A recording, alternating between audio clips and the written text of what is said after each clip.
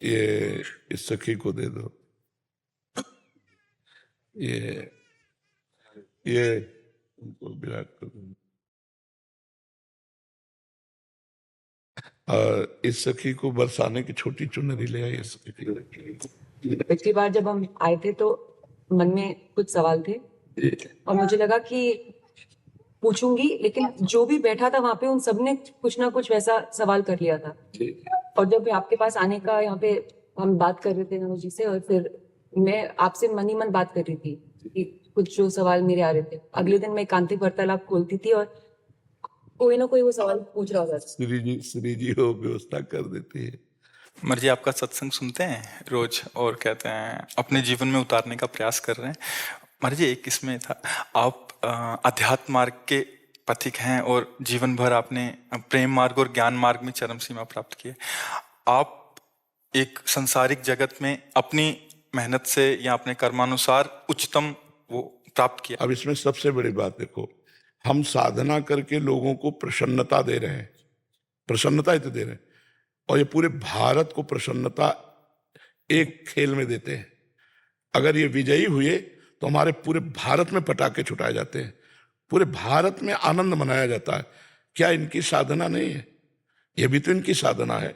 यदि उसे भगवत प्रीत्यर्थ कर देते हैं तो इनके साथ पूरा भारत जुड़ा हुआ है। अगर ये विजय को प्राप्त होते हैं तो अब बच्चा बच्चा भारत का आनंदित हो जाता है। तो इनकी साधना है, ये अपने अभ्यास में रहें, और इनका यही भजन है कि अपने अभ्यास को पुष्ट करें। भले वो खेल है, लेकिन पूरे भारत को आनंद प्राप्त होता है इनके विजयी होने पर।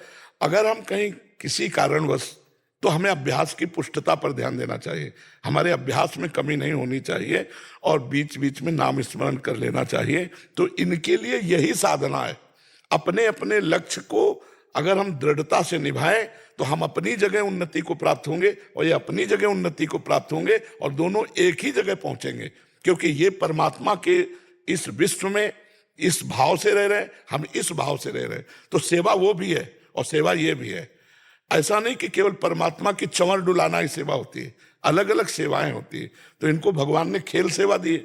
अगर इस सेवा में प्रवीणता पूर्वक ये संसार को सुख पहुंचा रहे हैं और नाम जप कर रहे हैं तो ये भगवान की सेवा ही कर रहे हैं। महाराज जी, इसमें कभी तो एक सफलता मिलती है, कभी असफलता। हाँ, इसमें थोड़ा गंभीर रहना में और असफलता में। हाँ, इसमें सुख दुखे समय कृत्वा लाभा लाभो जया जयो, भगवान ने इसीलिए कहा है।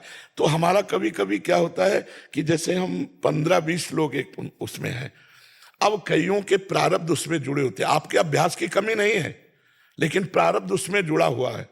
अब अगर उसमें अशुभ प्रारब्ध ज्यादा जुड़ गया, क्योंकि विजय उनकी भी होनी है ना, तो आपका अभ्यास फिट होने पर भी आपको हार जनित दुख देखना पड़े। महाराज, इसमें प्रारब्ध भी जो प्रारब्ध, बिल्कुल प्रारब्ध, अभ्यास की कमी ना होने पर भी प्रारब्ध फेल कर देता है। और अभ्यास पूर्ण है और प्रारब्ध पूर्ण है तो विजय की प्राप्ति होती है। हमारे जी, कभी कभी देखा जाता है कि ऐसे ही कैच हो गया, कभी छूट गया। हाँ, प्रारब्ध हाँ, इसमें प्रारब्ध भी काम करता है और अभ्यास भी। जैसे मान लो 15-20 की, अब ये अभ्यास में बहुत प्रवीण है, लेकिन इस बार प्रारब्ध है कि दुख भोगना है, तो आपको उनके संग के प्रभाव से, क्योंकि पूरा खेल एक से तो होगा नहीं, तो आपका किया हुआ अभ्यास भी फेल हो जाएगा।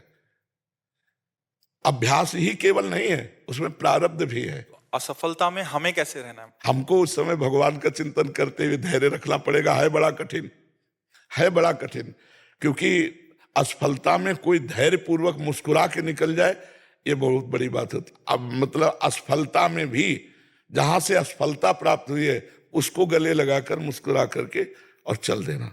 भगवान देते हैं वो क्षमता।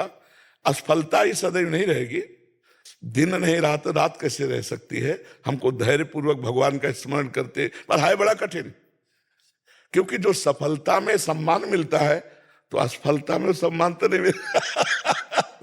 मुझे मुझे बस आप बस मुझे बस प्रेम भक्ति दे दो बस। हाँ, ये तो और ऊंची बात है। ये थे कि मैं कहाँ फंस गई। मेरे को तो नहीं, बहुत बहादुर हैं ये लोग। नहीं, संसार का यह सम्मान प्राप्त होने पर ये भक्ति